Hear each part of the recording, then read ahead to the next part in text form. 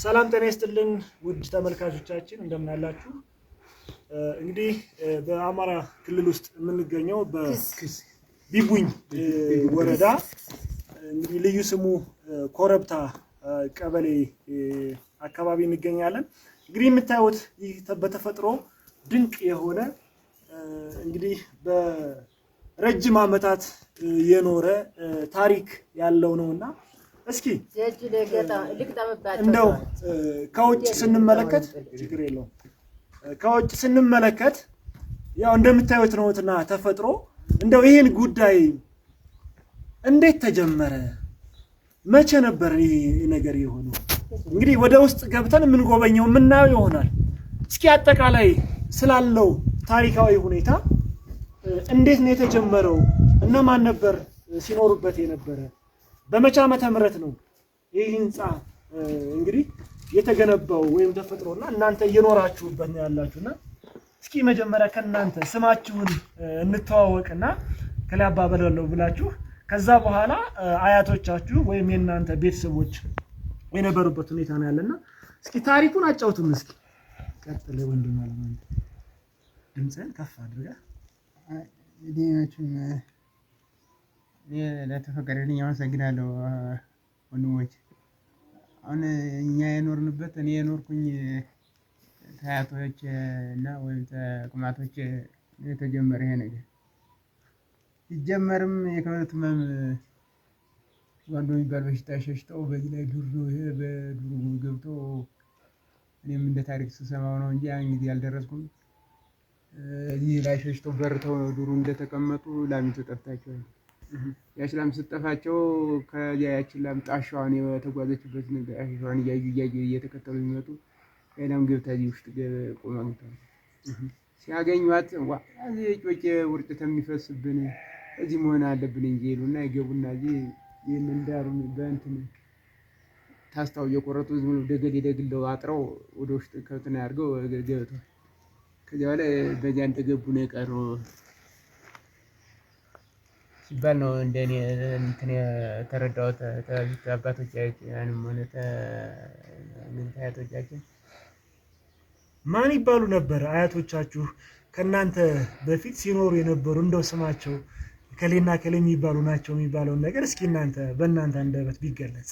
መጀመር ገባ መርሻ ገብሬ ነው እና ደመርሻ ዙስ ኖረ። ደመርሻ ደግሞ እኔ አያቴ ነው ሱናቶች እኔ ያዝኩት።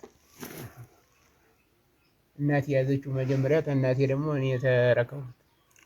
በመቼ ዓመተ ምህረት ነው እንደው እነሱ ይኖሩበት የነበረው? ዓመተ ምህረቱ ዓመተ ምህረቱ ላይ እንኳን ማስተዋወስ አልቻልኩም። እሺ ዓመተ ምህረቱን ማስተዋወስ አትችሉም? አልቻልኩም። እንደው ምን ያክል ዓመት ኖራችሁበት እናንተ ወይስ እንደው አያቶቻችሁ ምን ያክል ጊዜ ኖረውበታል? ከዛ በኋላ ደግሞ እናንተ ተቀብላችሁ እያስቀጠላችሁት ነው ያላችሁትና እንደው ውስጡ ምን ይመስላል? ምን አይነት ነገር ነው ያለው ውስጥ ላይ? ውስጡ ማምን ጊዜም በእንጨት ቆራርጠን ነው ከውቱና ሰው እንደይተን ነው በሩ እንደምታውቁ የከውቱን በተለይቼ አይነት አይዘው። እሺ ውስጡን መጎብኘት እንችላለን? ማየት እንችላለን? እና ይቻላል። በጣም ጥሩ። እስኪ ወደ ውስጥ እንግባና ያለውን ነገር ደግሞ አብረን እንመልከት። እንግባ ወደ ውስጥ። እሺ እሺ።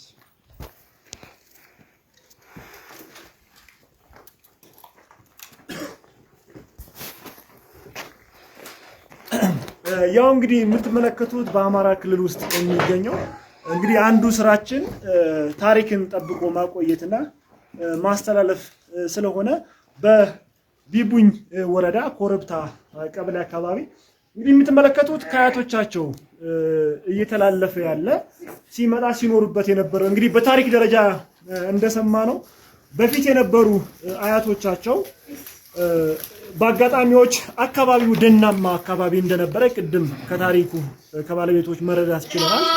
በዛን ሰዓት ከብቶች እንግዲህ ገንዘቦች ላሞች ይጠፋቸውና ፍለጋ በነበሩበት ሰዓት እንግዲህ ላሚቷ እዚህ ዋሻ ውስጥ ተደብቃ ትገኛለች። ስለዚህ በዚህ አማካኝነት አካባቢው እንግዲህ እንደምታዩት ትንሽ ቀዝቃዛ አካባቢ ስለሆነ ለምን እዚሁ አካባቢ እዚሁ ውስጥ መኖሪያችን አንቀልስም በማለት ረጅም ዓመት ኑረውበታል። እንግዲህ የነሱ አያቶች አልፈዋል። ልጆቹ ደግሞ አሁን አስቀጥለው ይህንን ታሪክ ጠብቀው ተንከባክበው ይዘው ነው ያሉትና እስኪ ወደ ውስጥ ያለውን ነገር ደግሞ አብረን በጋራ እንመልከት።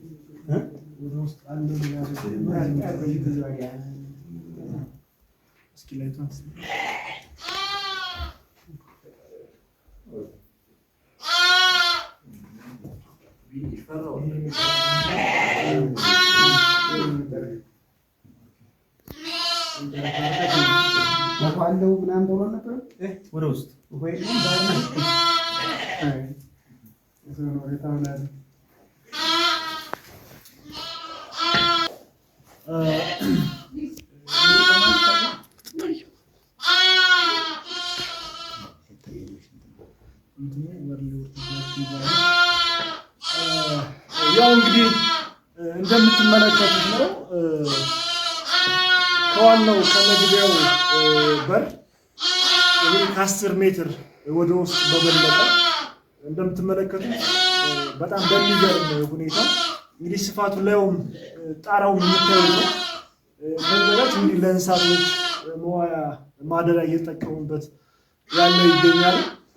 እንግዲህ ከፍታው በውጭ የምናያቸው ነገሮች ናቸውና እንግዲህ ታሪክ ቅድም ታሪኩን ሲያጋሩ እንደነበረው ከበፊትም ረጅም ጊዜ አያቶቻቸው ሲኖሩበት የነበረ ነውና ይሄንን ይመስላል። እንግዲህ በመላው ዓለም የምትገኙ ይሄንን ኪነ ህንፃ ይሄንን የተፈጥሮ እንትን ባህሉን በጠበቀ መንገድ ወደ ተሻለ ደረጃ በማስተካከል ሁላችንም እንደ ታሪክ በርካታ ምርምሮችን በማካሄድ ለታሪክ የሚተላለፉ ጥቂቶች ናቸውና ይህንን ይመስላል ያለው ነገር።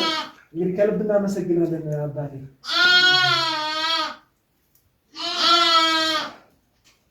ወደ ላይ ምናምን ቪዲዮ ያዝ እንትን እያየ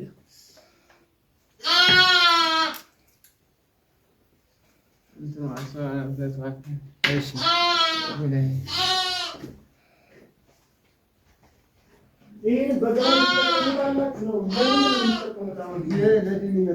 ነው ነው ወደዚያ አንዱ መቀጣጣ ነው